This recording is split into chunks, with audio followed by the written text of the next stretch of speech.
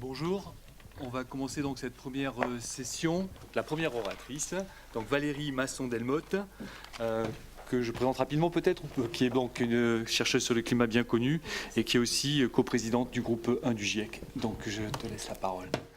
Merci de cette possibilité de faire une présentation donc, des enjeux brièvement pour la recherche en sciences du climat, mais aussi du plan d'action du GIEC, dans le contexte des objectifs du développement durable qui ont déjà été présentés et de l'accord de Paris. J'en profite pour préciser que l'unité support du groupe 1 du GIEC, qui est financé par 3 ministères français, est hébergé d'ailleurs à l'université Paris-Saclay. Alors, en partant des objectifs du développement durable, on voit ce qui a été décrit tout à l'heure comme une organisation qui peut créer finalement des clivages alors qu'on a besoin de cette approche intégrée. Si on prend par exemple l'enjeu climat, la pauvreté, elle est intimement liée.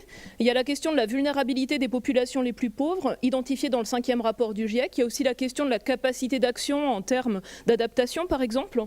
La question de la sécurité alimentaire, elle est aussi liée dans de multiples manières à la question du changement climatique, à travers, par exemple, l'usage des sols et les enjeux complexes entre la sécurité alimentaire et la capacité, par exemple, à mettre en place des émissions négatives.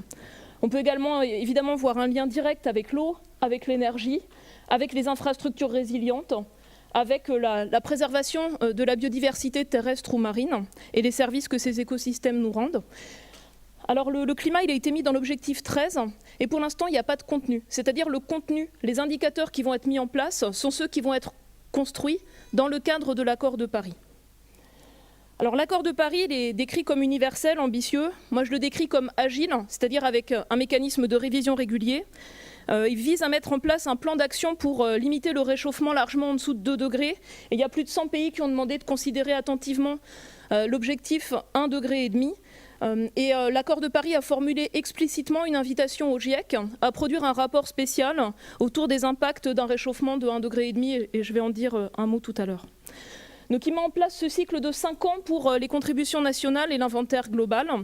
Et cet inventaire global est en cours d'élaboration avec un premier état des lieux qui sera fait en 2018. Donc le premier rapport spécial que le GIEC va faire sur 1,5 degré sera disponible à ce moment-là. Et le premier inventaire global en 2023. Et le rapport complet du GIEC pour le 6e cycle sera disponible à ce moment-là. L'accord fait à de multiples reprises référence au meilleur état des connaissances scientifiques et en particulier pour ce qui est la force de cet accord de Paris, c'est-à-dire le système de transparence, de mesure, de vérification et de suivi des émissions et du suivi des engagements de chaque État. Il mentionne également l'engagement des acteurs non étatiques. Parmi les sollicitations qui ont été proposées en termes de rapports spéciaux du GIEC, il y avait un rapport spécial sur les villes et le changement climatique. On a vu tout à l'heure à quel point la question de l'urbanisation est importante. On ne pourra pas faire ce rapport spécial dans ce cycle. Ce sera le prochain rapport spécial du 7e cycle du GIEC, donc à horizon 2024 probablement. Et enfin, donc, l'accord de Paris rentrera en vigueur quand il sera ratifié par plus de 55 pays, représentant plus de 55% des émissions mondiales. Et on a appris aujourd'hui que la Chine va probablement le ratifier avant la fin du mois d'août. Alors, en quelques mots, pour ceux qui ne sont pas familiers avec les rapports du groupe intergouvernemental d'experts sur l'évolution du climat, le GIEC en français, l'IPCC en anglais, donc il ne fait pas de recherche, il repose sur les publications scientifiques et les travaux de recherche qui sont faits dans les différents pays. Donc en sciences du climat, sur la base des observations passées et actuelles, sur la base des études de processus, de modélisation théorique et numérique.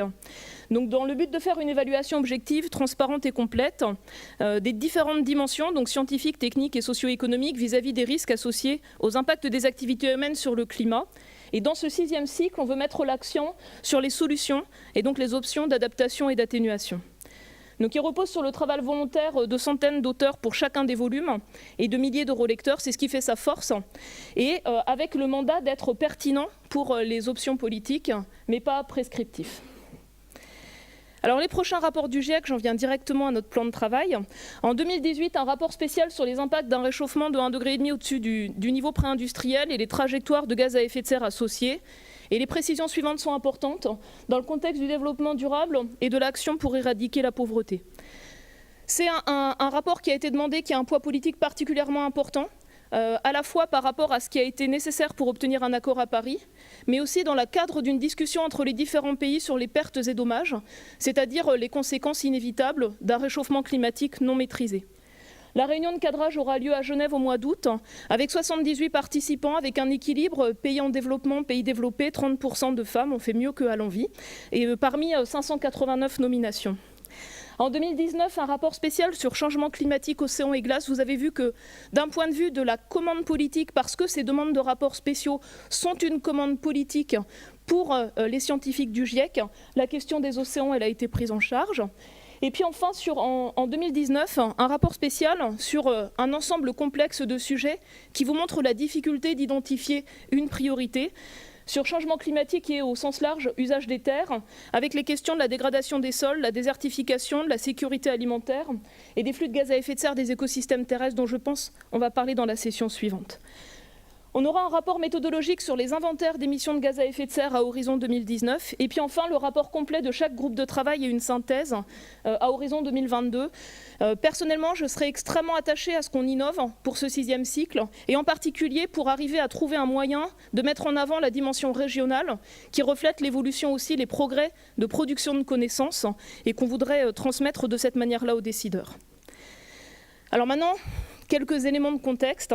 Donc, où en sommes-nous en termes d'évolution du climat ? Voilà l'évolution des émissions de gaz à effet de serre des pays qui sont les 5 premiers émetteurs et l'Union européenne, avec donc une relative diminution aux États-Unis, dans l'Union européenne, une stabilité en Russie ou au Japon, une forte augmentation des émissions de la Chine depuis une vingtaine d'années qui se stabilise depuis quelques années, et cette forte augmentation des émissions de gaz à effet de serre dans les secteurs en fait, énergie fossile et ciment de l'Inde. Donc ça, ce sont des éléments de contexte. Et malgré, au niveau global, une relative stabilité des émissions du fait du ralentissement de l'augmentation des émissions chinoises, vous pouvez voir qu'on a une accélération en fait de la concentration en dioxyde de carbone de l'atmosphère qui ici, via les mesures du réseau ICOS France, atteint dans l'hémisphère sud plus de 400 parties par million. Compte tenu de l'effet cumulatif et de l'inertie du cycle du carbone, on va probablement vivre en fait pour toute la durée de notre vie avec une concentration supérieure à 400 parties par million dans l'atmosphère. Alors en Antarctique, ça n'avait pas été rencontré depuis plus de 3 millions d'années.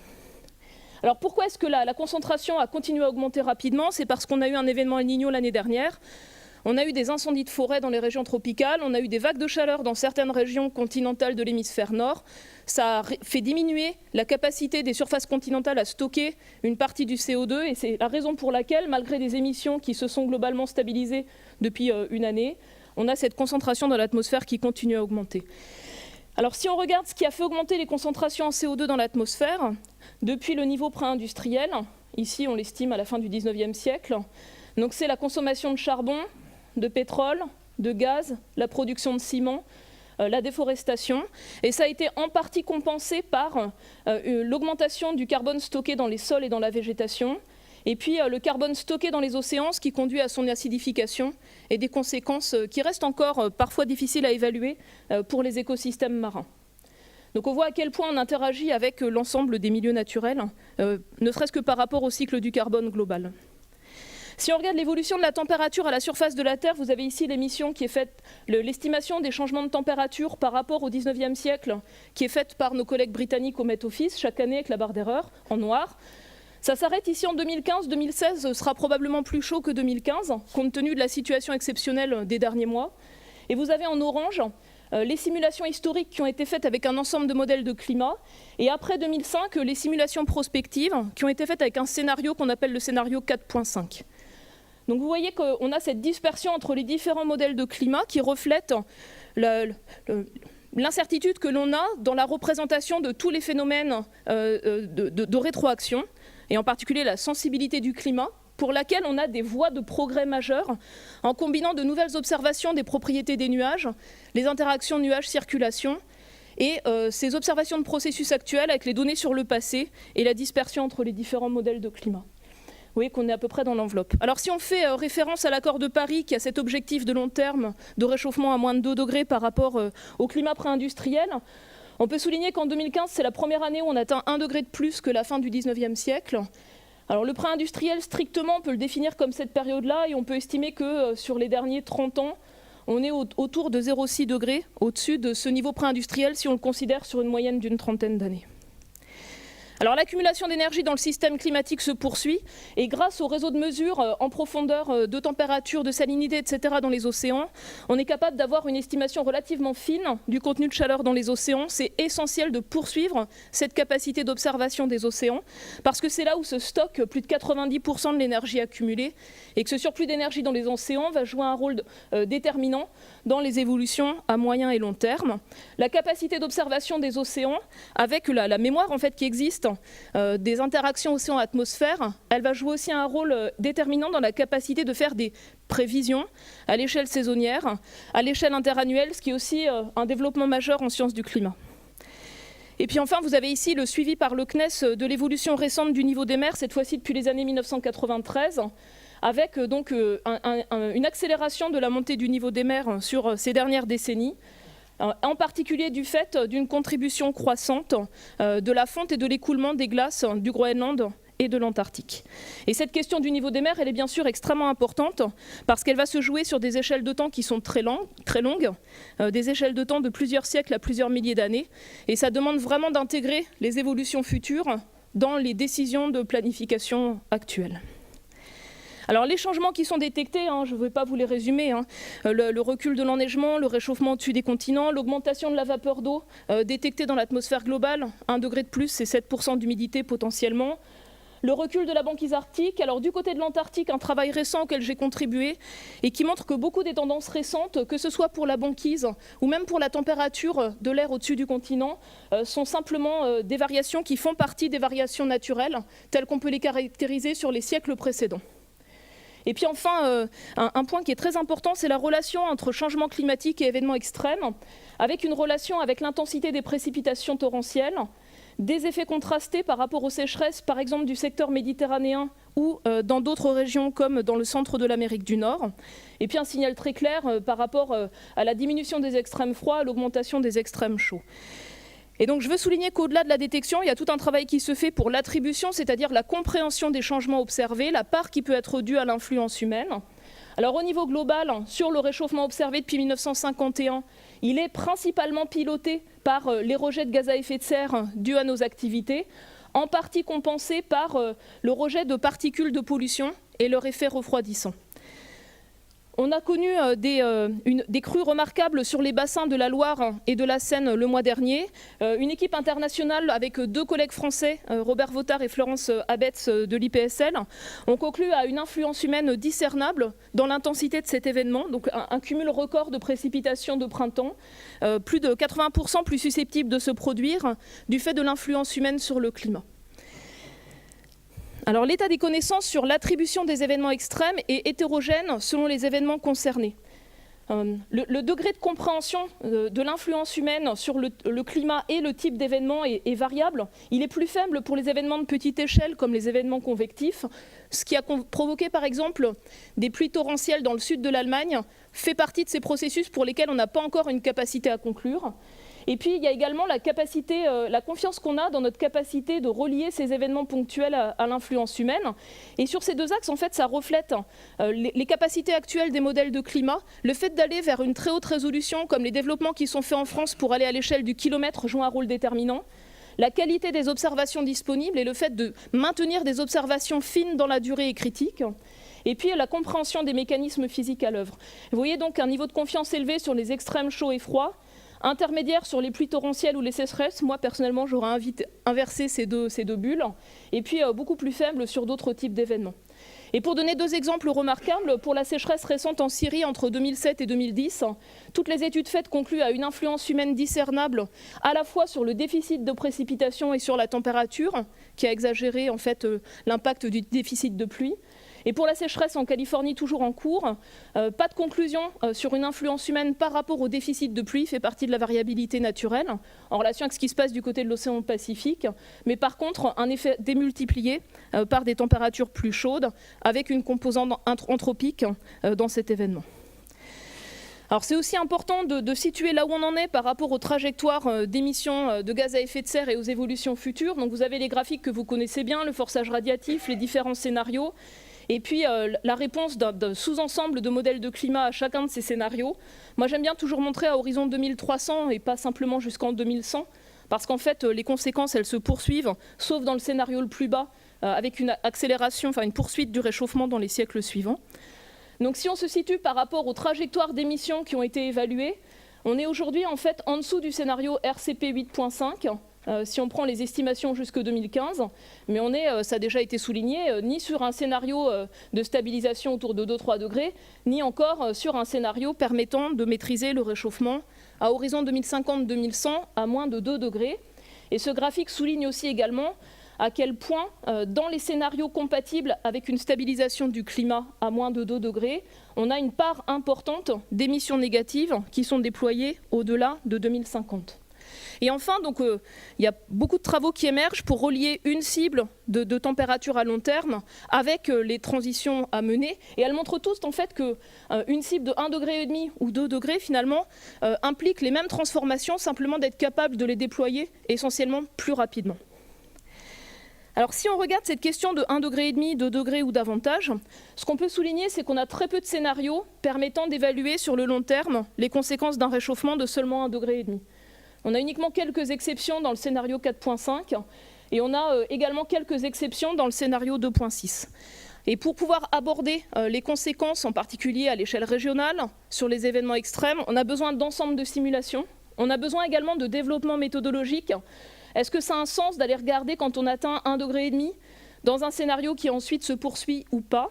On a besoin de nouveaux scénarios très bas, donc les SSP2 qui sont en cours de développement. Il existe des initiatives dédiées autour de la question 1,5 degré, en particulier le projet pour un demi-degré supplémentaire Happy MIP. Et puis il y a tout l'enjeu de la sensibilité du climat qui est en fait assez intimement lié. Donc la Chine, le Japon, la Norvège, le Royaume-Uni viennent de lancer des appels à projets de recherche pour fournir un accélérateur de sorte de produire de nouvelles études scientifiques pour ce premier rapport spécial du GIEC. Et j'ai ce petit regret que pour l'instant en France, il n'y ait pas eu d'incitation. Et j'ai de ce fait peur que les recherches françaises soient peu visibles dans ce sujet particulier. Alors si on regarde les conséquences par exemple pour 1,5 degré de réchauffement, 2 ou 4, en s'arrêtant à différents moments dans des scénarios en fait plutôt de fort réchauffement, on voit des conséquences assez différentes, en particulier pour les extrêmes chauds, avec une augmentation non linéaire sur les extrêmes chauds, même pour un demi-degré de différence. Et une étude qui a été faite en particulier avec des équipes françaises dans le cadre d'un programme européen qui s'appelait Impact2C, l'a confirmé en utilisant cette fois-ci des modèles régionaux spécifiquement pour l'Europe. En ce qui concerne les changements du cycle de l'eau, à 1,5 degré de réchauffement, souvent on est encore dans la gamme des variations naturelles, sauf du côté de l'Arctique. Et puis on voit des choses émergentes du côté de la Méditerranée. Il y a une seule étude qui a regardé spécifiquement la différence 1,5 degré, 2 degrés de réchauffement, une étude allemande de Schleusner qui vient d'être publiée, et elle montre que ça pourrait doubler le risque de sécheresse pour la région méditerranéenne, simplement avec une différence de stabilisation d'1 demi-degré.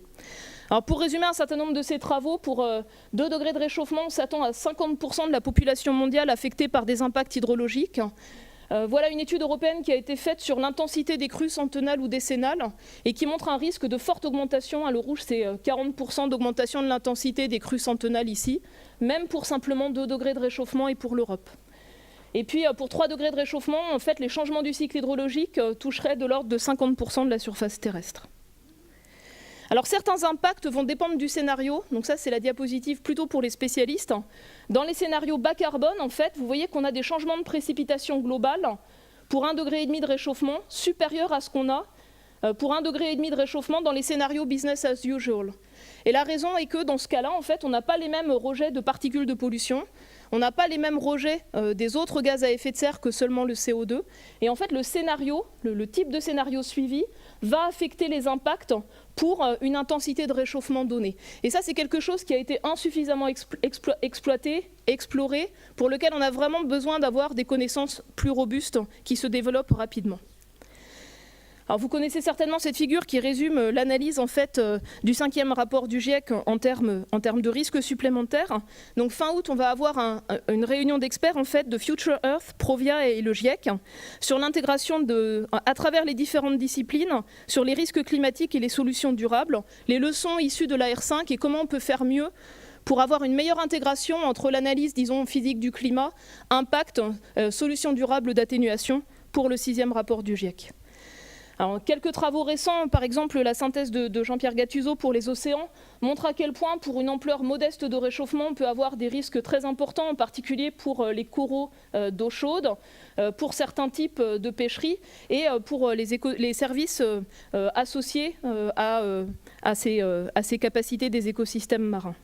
Donc ça, c'est quelque chose qu'on va devoir prendre en compte, en particulier dans le rapport spécial pour les océans. Et puis pour terminer, des résultats majeurs, par exemple sur les risques pour la calotte antarctique. C'était souligné dans le 5e rapport du GIEC comme une incertitude majeure. Et la capacité de la calotte antarctique à provoquer des instabilités rapides était soulignée comme le seul facteur pouvant amener à revoir à la hausse le risque au niveau des mers. Donc vous avez ici une étude américaine avec un modèle d'écoulement de la glace qui prend en compte les mécanismes de retrait de ligne d'échouage, qui prend en compte aussi des mécanismes d'effondrement de falaises de glace qui n'avaient pas été pris en compte précédemment. Leur modèle a été validé sur les phases chaudes précédentes, quand on avait à peu près la même concentration en CO2 qu'aujourd'hui. Il n'a pas été validé sur la vitesse des changements. C'est vraiment quelque chose qui reste à évaluer. Et ce qui montre en fait, c'est que pour le scénario 2.6, une contribution de l'Antarctique resterait assez modeste à court, 100 ans et long terme. Et par contre, dans les autres scénarios, pour un réchauffement donc de plus de 2 degrés, on peut s'attendre quasiment à un doublement du risque de montée du niveau des mers si on enclenche la déstabilisation de certains secteurs de l'Antarctique qui pourrait se faire en moins de 50 ans, et dans ce cas-là, un risque de l'ordre de 5 à 15 mètres à horizon 500 ans. Donc ça, c'est pour moi une étude vraiment majeure qui amène à un autre regard que les connaissances scientifiques disponibles au moment de la R5. Alors donc pour résumer où on en est, par rapport à l'accord de Paris et aux engagements des différents pays, donc là ce sont les trajectoires à moindre coût permettant d'atteindre 2 degrés ou 1,5 degré de manière très schématisée. La trajectoire avant qu'il y ait ces contributions volontaires, donc une sorte de business as usual, et les engagements des différents pays à horizon 2025, à horizon 2030, et ce gap en fait par rapport aux évolutions anticipées et la nécessité d'accélérer l'ambition si on veut pouvoir contenir l'évolution du climat à moins de 2 degrés à horizon 2050-2100. Donc des enjeux majeurs pour la recherche, on a besoin de progrès de connaissances fondamentales, en combinant en fait ce qu'on peut tirer des climats passés, ce qu'on peut tirer des observations actuelles, des études de processus et de la modélisation sur un certain nombre de questions majeures. La sensibilité du climat, la circulation atmosphérique de grande échelle, la circulation océanique de grande échelle et le risque de rupture qui reste encore une incertitude majeure. On a un défi qui est extrêmement important, qui est celui de l'échelle régionale. Comment on peut intégrer quelques modèles de climat à très haute résolution, la grande masse des modèles de climat avec une résolution moyenne, et tous les efforts qui sont faits de régionalisation, soit statistiques, soit à l'aide de modèles régionaux de plus en plus fins. Pourquoi est-ce qu'on a une dispersion parfois entre les différents résultats? Quelle est l'importance relative des processus de grande échelle et des processus locaux qui, dans les régions de montagne, sont parfois déterminants, bien sûr. Donc là, en fait, il y a vraiment des méthodes à développer qui, pour l'instant, n'existent pas, à inventer. Il y a également la question de la prévision et du lien en prévision-projection sur les futurs possibles à court et long terme. Il y a également tous les progrès méthodologiques à faire pour propager les incertitudes que l'on a par rapport aux évolutions climatiques futures vers les études d'impact, vers les études d'atténuation. Ce n'est pas fait encore de manière complètement satisfaisante. Et puis on a besoin de travailler de manière intégrée entre toutes les disciplines. Et par exemple, le développement des shared socio-economic pathways, de ces scénarios, c'est une des voies d'entrée pour catalyser ces synergies entre les différentes disciplines. Merci de votre attention. Moi, je poserais bien une toute petite question, oui, si j'ai le droit. L'Antarctique, on a vu que l'Antarctique avait pouvait avoir un rôle relativement important, bien que vous avez vous-même montré qu'il ne se passait pas encore grand-chose. Comment est-ce que vous pourriez, en 1 minute, nous résumer ce que vous pensez de l'Antarctique? Il y a une inertie plus grande du fait de l'océan austral, tout simplement. Et quand en fait on aura accumulé suffisamment de chaleur en subsurface de l'océan austral, alors on aura des conséquences irréversibles, que ce soit pour la banquise, pour les écosystèmes qui en dépendent, pour l'affaiblissement du rôle d'arc-voûtant des plateformes de glace flottantes. C'est vraiment toute cette question-là. Et cette notion d'irréversibilité, elle est particulièrement importante du côté de l'Antarctique. Donc ce qu'on voit aujourd'hui comme changement où on discerne quelque chose d'exceptionnel, c'est dans les vents autour de l'Antarctique, le mode annulaire, potentiellement lié aussi au trou de la couche d'ozone. Et puis, c'est dans des changements de subsurface de l'océan, mais pas nécessairement pour les paramètres de surface, je dirais. On a vu avec le premier exposé donc l'intérêt d'avoir des politiques à la fois environnementales sur la pollution et sur le climat. Donc je voulais savoir si les nouveaux scénarios étaient compatibles entre les émissions de gaz à effet de serre et les émissions de polluants. Justement, c'est là tout leur intérêt, c'est qu'ils vont permettre de combiner les efforts dans les différents domaines. Et en particulier, ils vont pouvoir permettre de travailler aussi en termes de co-bénéfices par rapport à différents volets d'action, je dirais. Donc oui, ces différentes dimensions sont prises en compte. Je crois qu'il y a une question ici. Merci. Ma question est relative à la densification des réseaux d'observation, notamment des données, pour le continent africain en particulier, parce que toutes les études sont basées sur des données, et les données, vous savez, en Afrique, il n'y a pas tellement de données. Comment vous comptez injecter ça dans les enjeux de la recherche ?